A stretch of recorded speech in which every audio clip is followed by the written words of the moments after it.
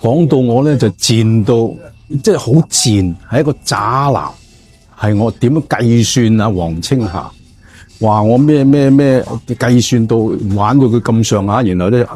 計算到拱佢入去監坐監，坐完監之後咧，好啦，咁啊喺佢嘅一出嚟嗰日咧，就喺呢個監獄門口接咗佢之後，嗱聲就拱佢翻大陸，咁啊跟住就消失咗啦。哇！真係計算得好準啊！我付咗咁多出去，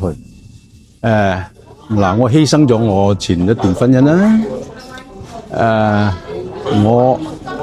花咗咁多嘅心機啦，亦都花咗咁多個，我可以講係花咗咁多個錢財啦，又佢入獄嘅期間，我就花咗幾十萬嘅律師費，我嚟計算佢，我花咁大嘅